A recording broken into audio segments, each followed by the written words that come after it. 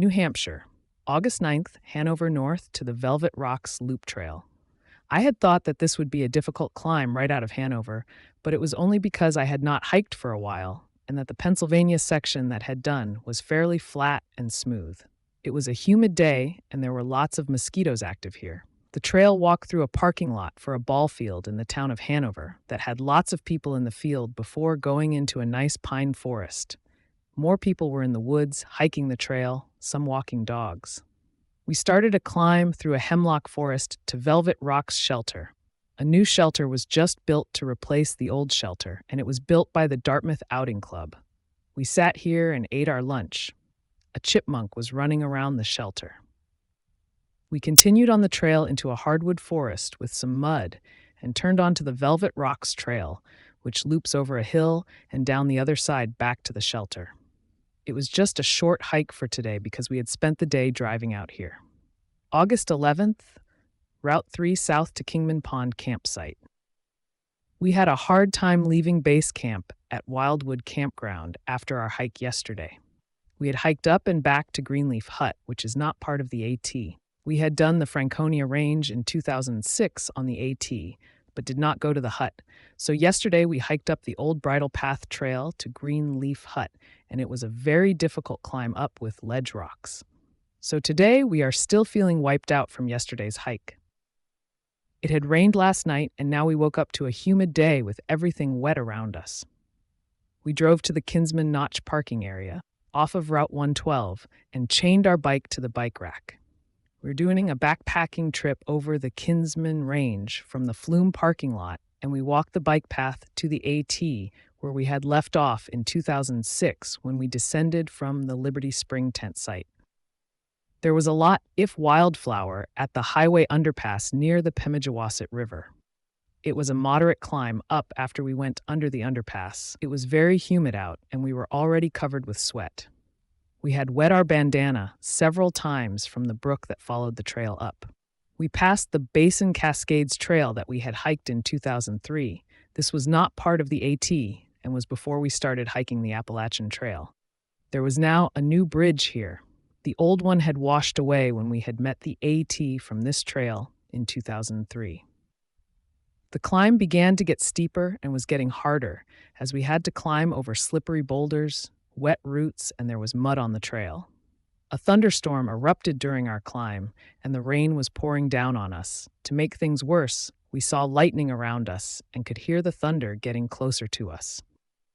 We were getting soaked and did not put on our rain gear as it was hot and humid out here. We passed a couple that was through hiking northbound, and they told us that they were going to be staying the night in a hotel in the town of Lincoln. We arrived soaked and freezing in the dining room of Lonesome Lake Hut that was full of people that were staying here. We left the dining room and went into one of the empty hikers' rooms and changed out of our soaked clothing and into our dry rain gear. Then we wrung out our wet clothing. One of the people who were staying here found us inside and yelled for us to get out because this was their room. We went out and onto the porch, still shivering from being wet. Some people are very rude. We put back on our wet clothing and headed back onto the trail. The climb started right off after we left the hut with a very steep climb that I would rate as an X, extreme. We entered a boulder climb with wet moss, steep sheer rocks, some boulders with wooden steps bolted into the rock. A sign at the hut had warned hikers that this area had steep climbs, and a through hiker we met going up had told us that he had fell twice on this section. We arrived at Kingsman Notch Shelter and found 2 tent platforms open. A man, his 2 sons, and a dog were set up on an upper tent platform. They appeared to be bummed that we were setting up below them. I do not know why the AMC put these tent platforms so close when people go into the wilderness to get away from other people. During the night, the man was on his cell phone and talking loudly with his speaker on while we were in our sleeping bags. I could hear him like he was standing outside our tent. He was talking to his wife and telling her that it was like tenting on his deck at home and that the other people on the other platform was not like them. We had met a couple of through hikers today who were friendly, and he was definitely not. Our base camp was quieter than here, where all we heard were a couple of songbirds at dusk. Here is what I wrote in my note about this night. Water was brown, back pain, knee pain, bad pillows, no animal sounds, not able to sleep due to snoring, and not just Dave's snoring. August 12th, Kingman Pond campsite, south to stealth site before Mount Wolf. We were woken up to the dog barking and the man above us dropping pots and talking loudly at around 6 o'clock after a mostly sleepless night. Every time that we had stepped out of our tent, the dog would start barking. As we were packing down, the man was complaining that Dave was snoring, which was true, but he was also snoring. He told us that they were only out for a one-night backpacking trip. We headed back out onto the trail on this humid and cloudy day. The mountaintops were all in the fog, so there was no views. The descent was terrible, worse than I can remember on any other trail. We met another thru hiker who had told us that where we were heading was really tough. We were moving really slowly, going down on wet, slippery rocks and boulders. Some of the boulders were slanted down, making it dangerous if we slipped and fell. We were only descending about 2,000 feet in only 2 miles. We were almost at the bottom when it started to pour on us again. This time we stopped and put on our rain jacket, but not the pants. It was just too humid out. It was a driving downpour as we passed into a beautiful gorge with nice waterfalls. However, it was pouring so much that we could not use the video camera or the camera to take any pictures of it. We reached Eliza Brook Shelter in the pouring rain at 2 o'clock and went inside to eat our lunch. Shortly after, about 5 minutes, 2 flip-floppers, through hikers that head north about halfway on the AT and then drive to the north and hike south on the AT to the halfway point, arrived at the shelter. Not even about another 5 minutes went by when a large group of weekend hikers, about 10 of them, arrived. We were kind of pushed to the side as they took over the shelter and hung up their wet gear around us and dropped their gear everywhere inside the shelter. We left the shelter and filtered some water and headed back out in the rain to find a stealth site to set up at. We started the climb up immediately after leaving the shelter to the top of Wolf Mountain, and we were concerned that we might not find a flat area to set up for the night. The terrain was wet, muddy, mossy, and rocky again with slanted boulders. The sun had come out, but it was still raining. We had our raincoats on and off all day. We were getting very despair at not being able to find any place that we could set up our tents. No flat areas, and it was heavily grown in with pine trees, rocks, and small brush on both sides of the trail. We needed to find a spot soon, and we could hear thunder in the distance. I was worried that it might be a bad one during the night. We found a spot off the trail. It was only large enough for the tent and was slightly slanted, but it would have to do. We set up the tent and got inside just in time so that we could eat and wash up before it got dark. We had gone about 2 miles from the shelter, and we had about 5.5 miles down to our bike tomorrow and the bike ride back to our car. I had seen a picture plant on the trail today. I had never seen one before in the wild. I saw it in a wet area near the Burlington Pond. We also saw some white flowers and some purple flowers near the power line past the shelter. We saw and heard some alpine birds in the higher elevations. August 13th, stealth site before Mount Wolf south to Route 112. We had slept surprisingly well last night, even though the area was slanted. The rain had poured on the tent all night, and we could hear the thunderstorm in the valley below us. Luckily, there was no close sounds of thunder near our tent. We woke up to more clouds and humidity. We packed down and ate our breakfast at 6:30. Dave had hung the food bag in the woods on the other side of the trail, and it was not very high up, but luckily a bear did not get it. We climbed up to the top of Mount Wolf. Everything was very muddy, with sections that had very deep mud. The rocks were wet and slippery, and we were the first ones on this section of the trail, so we got to break webs, mostly with Dave's face, as I heard him complaining about getting the webs over his face. We reached the top of Mount Wolf, and it had only one view that was off the trail on a side trail. We went out to the view. However, it looked overgrown with pine trees, and it was all fogged in. We descended steeply down over the same type of terrain that we had done on most of this section, with more PUDs. When we reached the Dilly Trail, we knew that we were finally almost out. We reached some trail magic on the trail that was left by some trail angels. It was in a larger cooler that had some fruit, cheese, crackers, beer, and a bottle of vodka, which was empty. We had seen a thru hiker coming up the trail today belching. I remember seeing beer that was left at the Velvet Rocks shelter for hikers. Do most hikers come to the AT to drink alcohol? We finally reached Route 112, where our bikes were, and rode our bikes back to our car, and we were happy to be done with this. We have had no views on this Kingsman Range. I think that I disliked this range more than any other mountain range that we had ever done in the past. The terrain here, I think, was more difficult, mostly due to the weather, the mud, wet, slippery rocks, and boulders that slowed us down, with no views to enjoy and make the hike more pleasurable. The whole range that we did on this trip had lots of PUDs with no views, and it never really got above tree line. The descent into the Kingsman Notch was long and steep. It seemed like we would never reach the bottom. Mount Wolf seemed to be a never-ending climb with no views, even if the weather was better.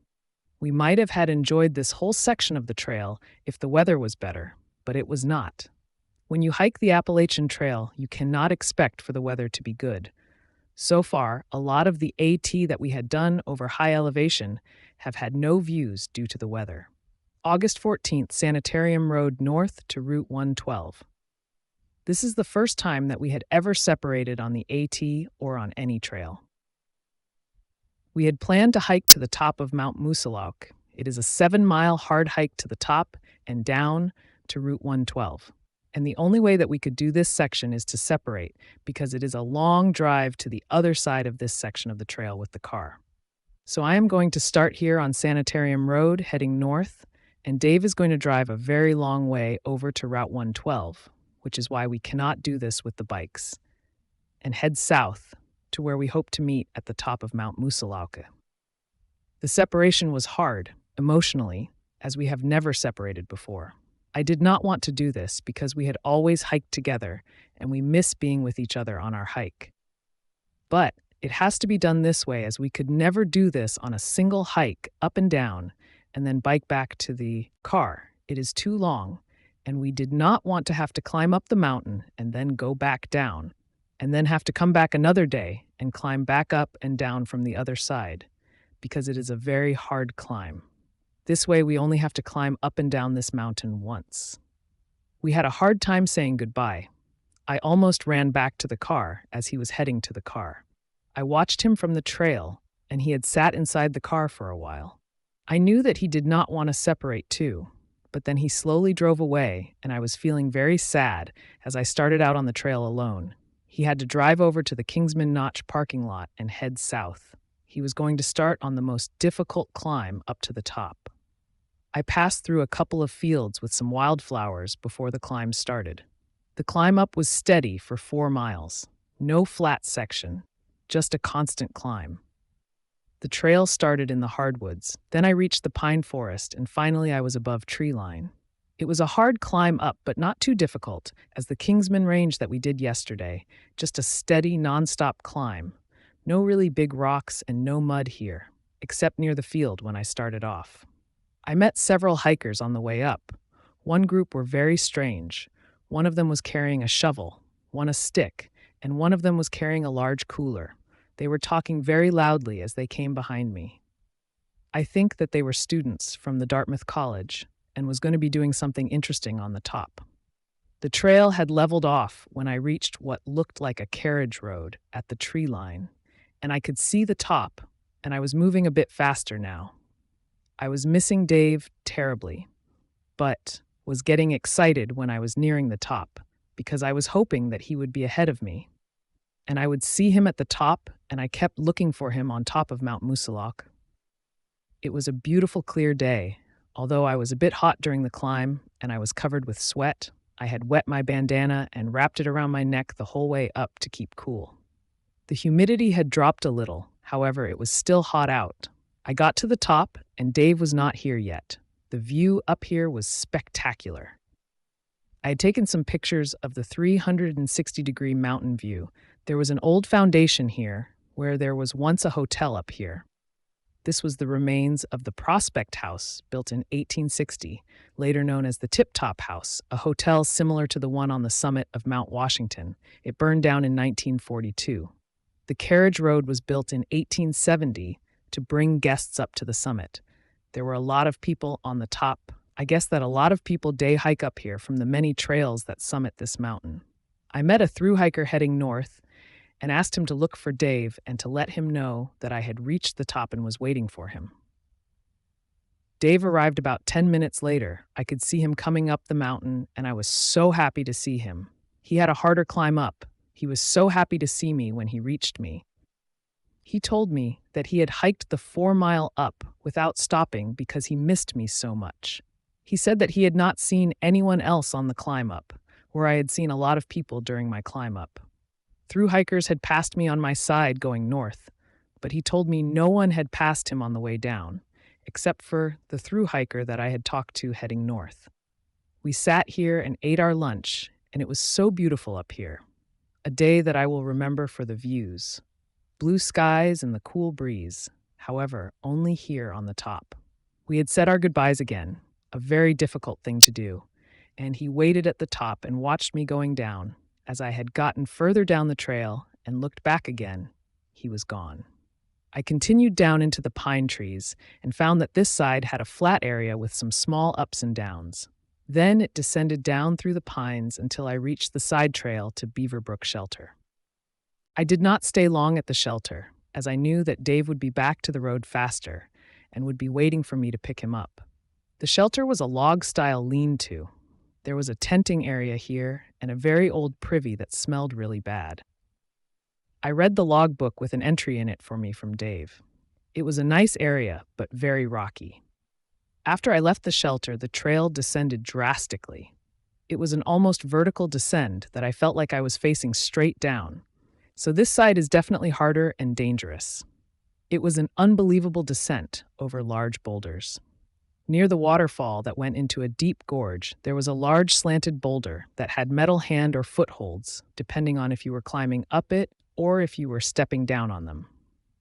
I could not believe that Dave had climbed up this so quickly and without stopping. I did see beautiful views of the mountain in front of me. It was taking me a longer time going down this. I was watching the sun going down and was getting worried about Dave waiting for me so long and about him getting worried about me. When I got to the bottom, I reached a sign that said, "This trail is extremely tough. If you lack experience, please use another trail. Take special care at the Cascades to avoid tragic result." I finally made it out to the car and it was late, around 5 o'clock. I drove back to Sanitarium Road, where Dave was sitting on the side of the road waiting for me. He told me that he had got off the trail at 4 o'clock. The trip went well. However, I would not want to hike separately like this too often. We saw no wildlife out here, but did hear a red squirrel and some birds. Otherwise, the woods were pretty quiet. August 16th, Sanitarium Road south to Route 25. Today it was very hot, over 90 degrees, and very humid. The bugs today was horrific. Gnats and mosquitoes were all over us and getting into our eyes and up our nose. We started at the same place we were yesterday on Sanitarium Road and headed south. The trail walked the road and then turned onto Long Pond Road, where a lot of southbounders were getting lost. Long Pond Road, a dirt road, which went about 0.2 miles south to the Town Line Trail, the AT, from where it crossed the road. There are no blazes on the road where the trail turns off the road and went into the woods. Dave tied a gauze roll on the signpost for the Town Line Trail to make a double white marker so that the thru hikers heading south will see it and see the path going into the woods onto the AT. We reached the Jeffers Brook Shelter that was just a short walk in from the road. It was in a beautiful pine forest. The shelter was a log-style lean-to, and the privy was very interesting. It had an open wood frame with a plastic roof, and the toilet seat was heart-shaped. We left the shelter and went into a hardwood forest. A large bird had burst out from one of the trees, and I think that it might have been an owl. As you know, my trail name is Willow Owl, and the owl is my favorite bird. I love to hear them when they are hooting. The barred owl, the great horned owl, and the pygmy owl are the owls that I have heard in the woods. For a short section of the trail, only 1 mile, the trail follows the Oliverian Brook up a small knoll and then to a small stream with a footbridge, just a short distance from the shelter. We descended down a hill, which we will have to pump back up in this heat and humidity. We reached Route 25 and had to cross Oliverian Brook that had no bridge, and it was a hard crossing. There was a sign at the shelter that warned hikers of this dangerous brook crossing in high water season. I do not understand why they put a footbridge over a tiny little stream that you could easily step over and then have you cross a dangerous brook crossing and not make a footbridge over it.